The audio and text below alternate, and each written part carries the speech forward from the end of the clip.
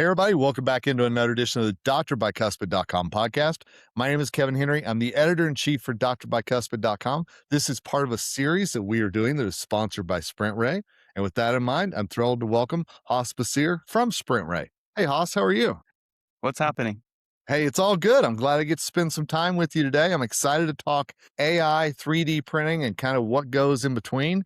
But before we dive into that, I'd love for our audience just to know a little bit more about you. Sounds good. Yes. Well, thanks for having me, first and foremost. I Absolutely. am one of the co-founders, so I've been here as long as the SprintRay has been around, and also chief product officer. So me and my team are really in charge of making sure the hardware, the software, and the materials are probably properly integrated into the ecosystem that we build. And our, what is it called? The North Star for us is what the customer wants, and trying to make sure that they have the best time using our products so they can deliver the best care to their patients and to their customers. I think that sounds very noble, and I'm glad to have you on and dive into some technology today. You know, whenever I knew that we were going to talk about AI and 3D printing and kind of the link between the two, Hmm. AI is something that, in my opinion, still feels very misunderstood, or there's a lot of questions about AI whenever it comes to dentistry. So I guess I'd love to start with a 30,000 foot view question. What do you see as the role of AI in dentistry, and where are we going with it? There's when I look at least the stuff that comes our way and the way we have to utilize AI to help with diagnostics, help with the quality of scans, help with designing appliances.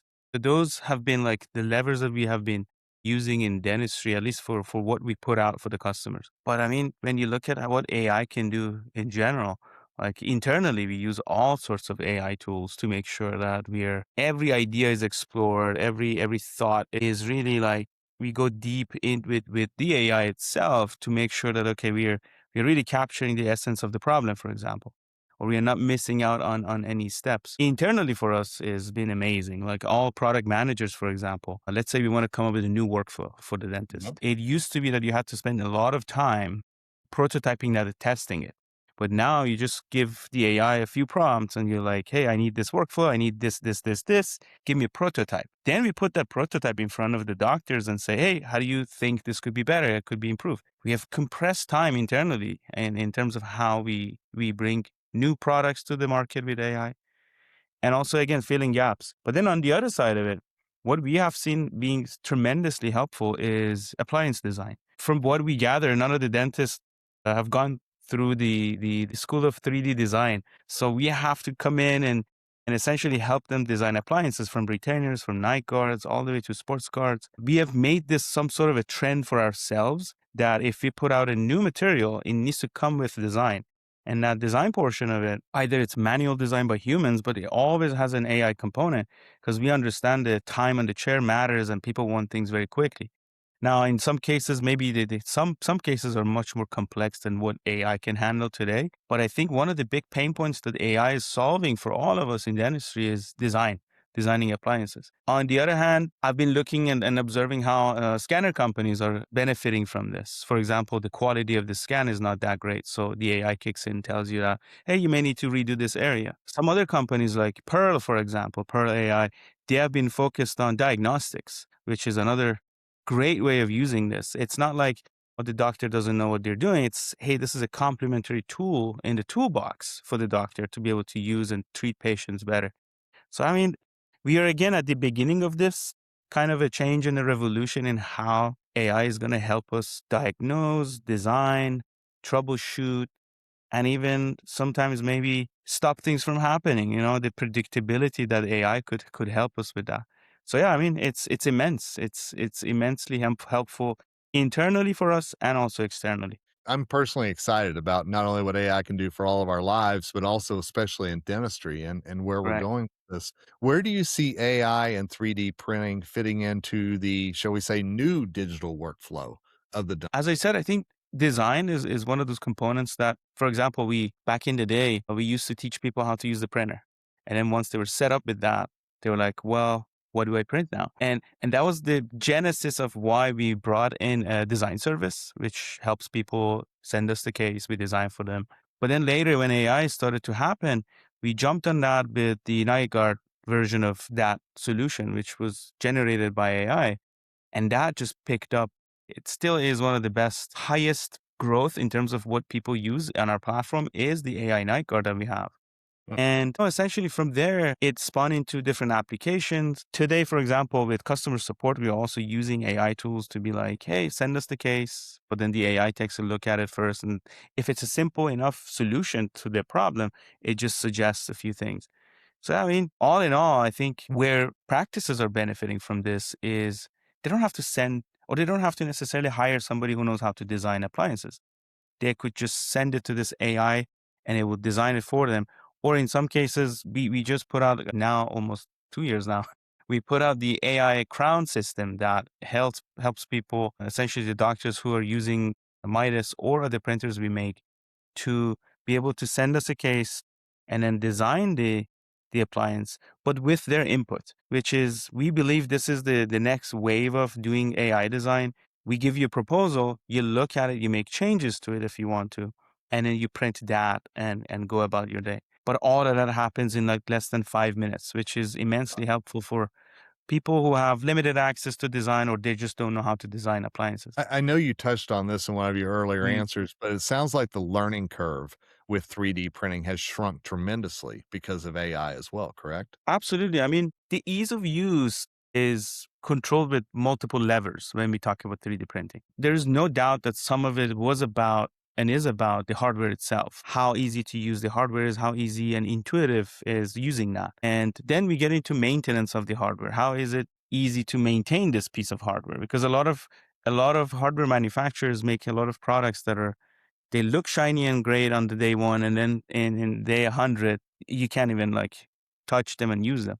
So that's one piece that we have been really trying to push ourselves, not necessarily the dental industry, but push ourselves to do better with our products. Then when we talk about software, that's where AI actually really comes in. We are all used to the software that you have to learn how to use, and that's beside the point. But with the AI piece, not only it can guide you through steps of, hey, this is where you made this mistake, or this is where you could do better next time. But also again with design, we can do designs that you had to spend not only weeks to learn it, it wasn't like a course like ExoCAD, for example. Great software, but not everybody has the knack to learn it. Not everybody has the time and they can make the investment to do it. But then with some other solutions that, I mean, we are one of the providers, but there are other people too. You really you cut through that time that it takes for you to learn and also time it takes to design something.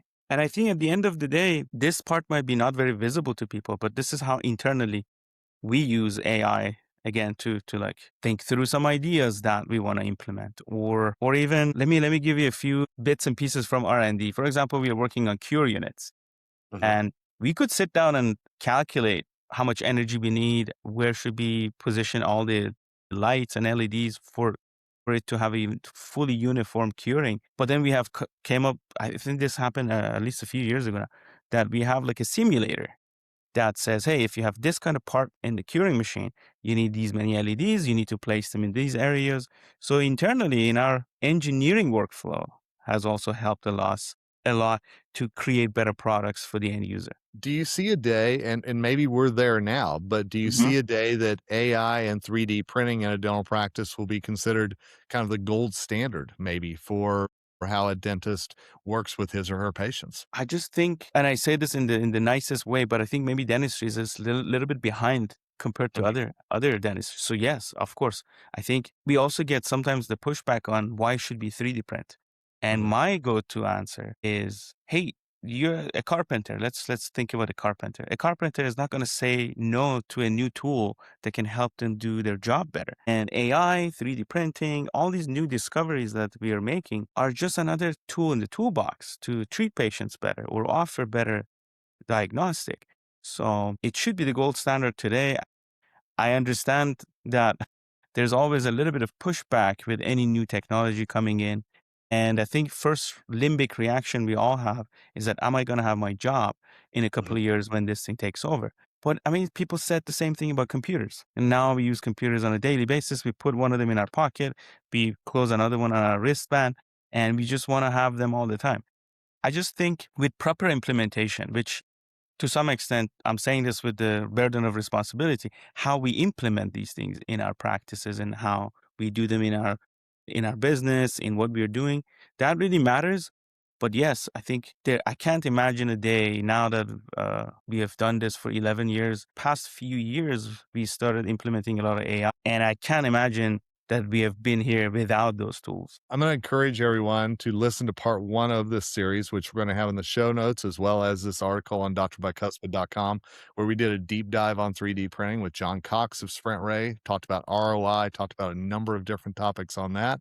This is a continuation of that. Hoss, I've enjoyed the chat, but if people want to know more, where's a good place for them to reach out or to learn more about how 3D printing and AI can play a role in their practice? It would be, we have some pieces on our website. I think asking some of these AI tools, actually, like you could Google, not Google anymore, but it could Gemini, you could ask ChatGPT. But yeah, I think the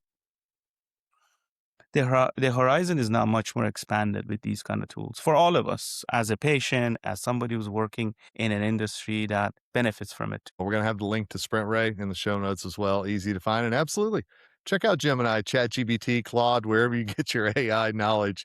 Lots of good information there as well. Hoss, I've enjoyed the chat. Thanks for not only today, but what you're doing at SprintRay to help dentistry move Thanks forward. so much. Thanks for the opportunity. We appreciate it. Absolutely. And again, this episode was sponsored by SprintRay, and we thank all of you for listening to this episode of the drbycuspid.com podcast. We'll be back soon with another episode in the series, so watch out for that. Till next time, it's Kevin Henry, editor in chief for Dr. Bicuspid, signing off. And as always, wishing you nothing but success.